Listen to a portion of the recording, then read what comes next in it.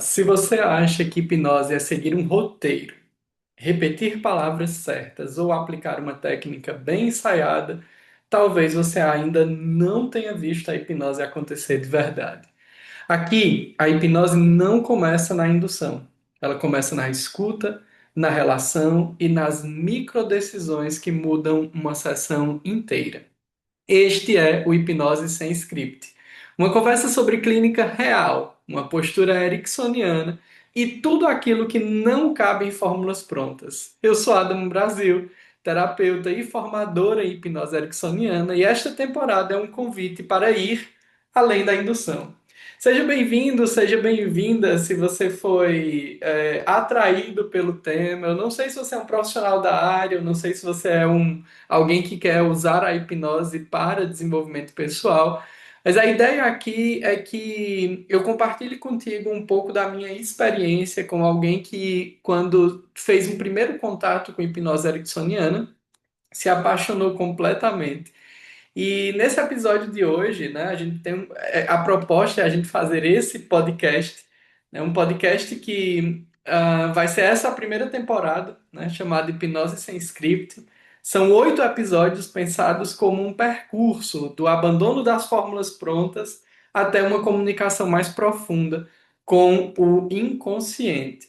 É óbvio que eu vou me comunicar bastante como se eu falasse com profissionais que já atendem com hipnose ou que querem atender com hipnose, tanto psicólogos, nutricionistas, médicos, fisioterapeutas ou qualquer outra pessoa que lida com o ser humano.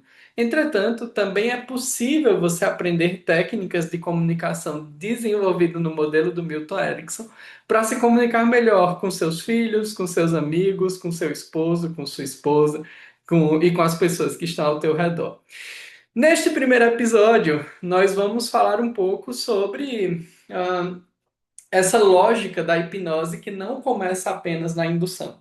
E caso esse seja o teu primeiro contato com o tema, eu vou te pedir que você pause esse podcast e vai lá no meu canal no YouTube, Adam Brasil PC, e assiste os conhecimentos básicos, que eu digo lá o que é estado de transe, o que é hipnose. Se você bateu aqui, né, caiu aqui de paraquedas, então, é importante primeiro você fazer essa alfabetização dos termos, para depois você dar continuidade a esse podcast, porque aqui eu vou falar principalmente com pessoas que ou já utilizam a hipnose ou desejam utilizar.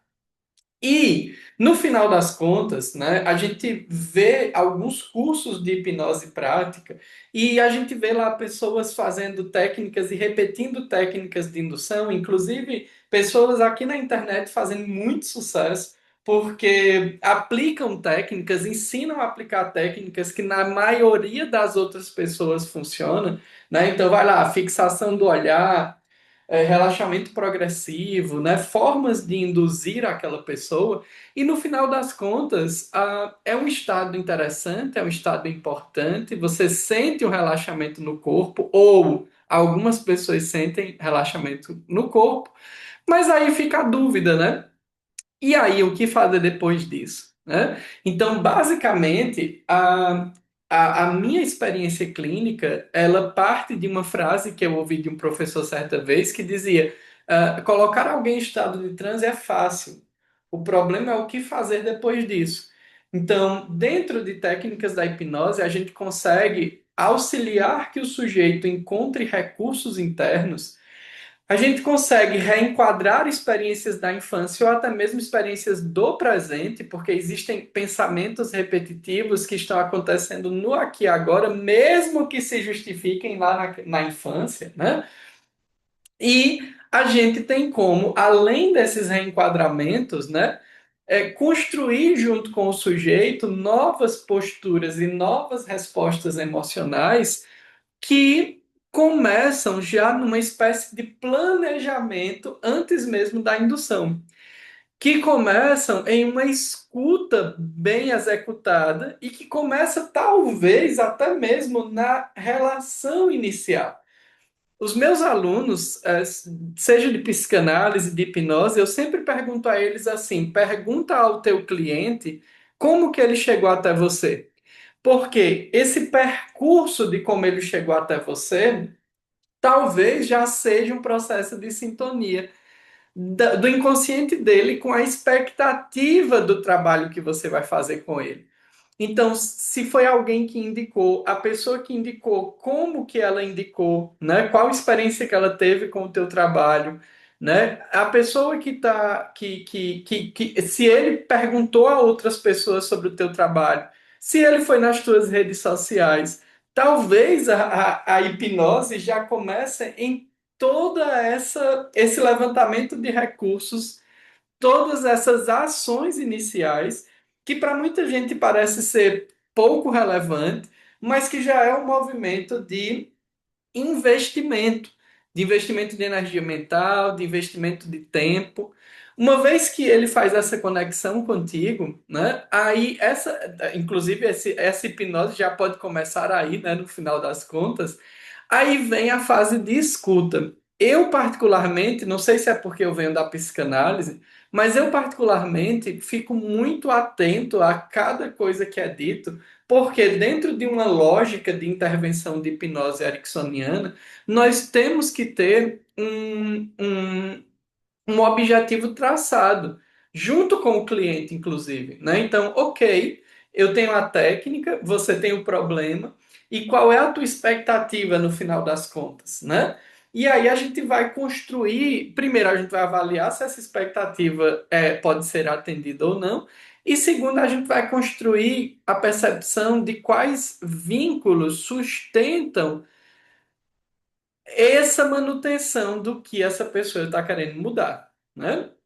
Então, por exemplo, eu estou atravessando um quadro depressivo, ou eu tenho conflitos de relacionamento, ou eu tenho um quadro de ansiedade, né? Então, é necessário fazer uma escuta muito detalhada para que você consiga captar informações para incluir na personalização da tua intervenção para conseguir entregar algo que esse inconsciente, né, seja semeado, que ele compre a tua ideia, né, que o inconsciente daquele sujeito compre a tua ideia no final das contas. Cuidado, cuidado, cuidado, né? Não necessariamente você como profissional fazer tudo pelo cliente, ele vai lá ficar de olho fechado e só recebendo. De jeito nenhum. Porque, inclusive, é muito importante que esse sujeito que sofre, ele entenda que através da hipnose, ele pode ou acessar informações relevantes sobre a história de vida dele, ou encontrar recursos internos para lidar com partes da história de vida dele, ou conseguir fazer pequenos ajustes que no final das contas vai fazer muita diferença. E aí eu quero contar uma história para você, né, que está me ouvindo aqui neste momento.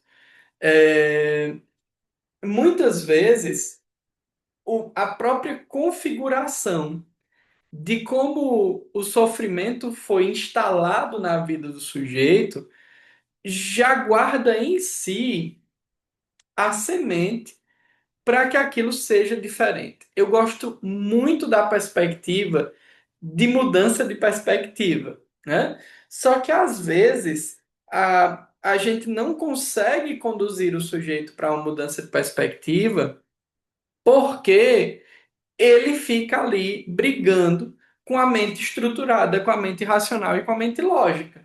Então, se você for dizer a ele, você já pensou de tal forma, aquilo só vai gerar conflito, aquilo só vai gerar resistência, aquilo só vai gerar briga, aquilo não vai ser útil no final das contas.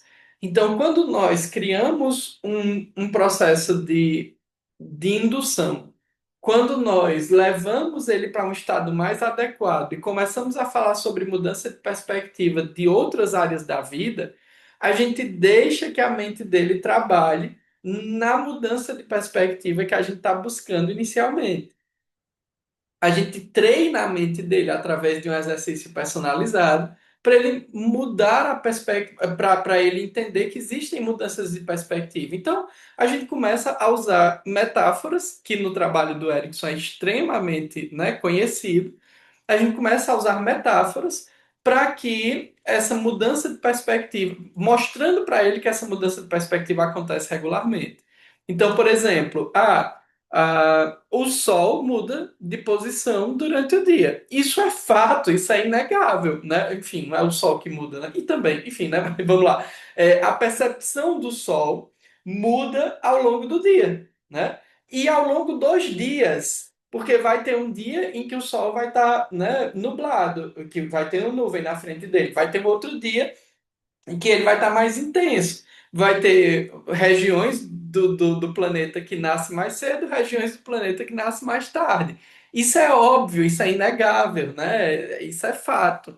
Outro exemplo de mudança de perspectiva, né? Então, nós temos dias diferentes para a experiência humana. Então, a gente tem uma semana e tem a segunda, que tem a terça, que tem a quarta, que tem a quinta. Mesmo que ele faça as mesmas coisas todo dia, que é muito difícil a pessoa fazer sempre as mesmas coisas, mas ele faria na segunda, né, na segunda, na terça, na quarta, na quinta, inclusive, assim que a gente agenda compromissos. Então, a gente vai treinando essa mente mais racional e lógica para aceitar alguns elementos de educação emocional e nós vamos treinando essa mente inconsciente para que ela consiga se reorganizar ou se reestruturar dentro de si própria, sem toda a pressão da mente consciente. Entende? Então, é muito importante, eu gosto muito de esclarecer, né, antes da gente iniciar um trabalho, eu gosto muito de esclarecer que a pessoa não vai ser manipulada por mim, não vai ficar lá inconsciente, não vai receber minhas ordens e minhas instruções, que ao contrário, que durante toda a sessão, independente dela estar de olhos fechados e relaxado, durante toda a sessão pode ser um estado de transe para ela desde que a gente esteja trabalhando intencionalmente nos modelos ericksonianos.